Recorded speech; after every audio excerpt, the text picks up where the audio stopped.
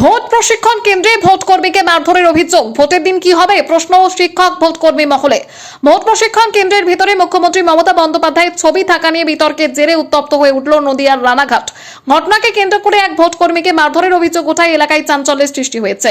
শুক্রবার রানাঘাটের মিশন মোড় সংলগ্ন দেবনাথ বয়েজ স্কুলে চলছিল ভোটের প্রশিক্ষণ কর্মসূচি। অভিযোগ, প্রশিক্ষণ কেন্দ্রে মুখ্যমন্ত্রীর ছবি থাকা নিয়ে আপত্তি জানান এক ভোট কর্মী।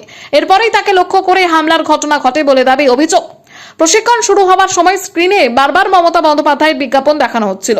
ঠিক তখনই সৈকত চট্টোপাধ্যায় সহ আরো বেশ কয়েকজন ভোটকর্মী প্রতিবাদ করেন। নির্বাচনী বিধি ভঙ্গ করা হচ্ছে বলে অভিযোগ তোলেন তারা, প্রতিবাদও করেন।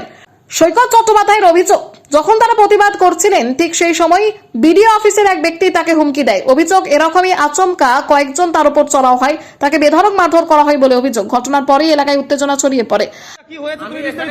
দেবনাথ ইনস্টিটিউশনে আমি ইন্দুদার ফোনের সাথে আমি ট্রেনিং করতে এসেছি।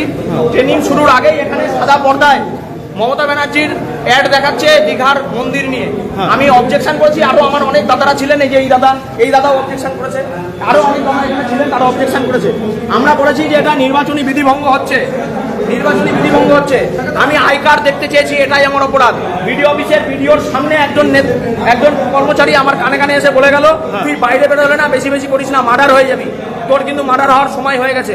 হ্যাঁ আমি জানি আপনাদের গায়ের জ্বালা। আমি আপনাদের জন্যই 365 দিন লড়াইটা আমরা করছি, আপনাদের জন্যই। এই বিডিও অফিসের কর্মচারীদের জন্য আমি 11 দিন অনশন করেছিলাম, তাই আজকে আমাকে রক্তাক্ত করা হলো।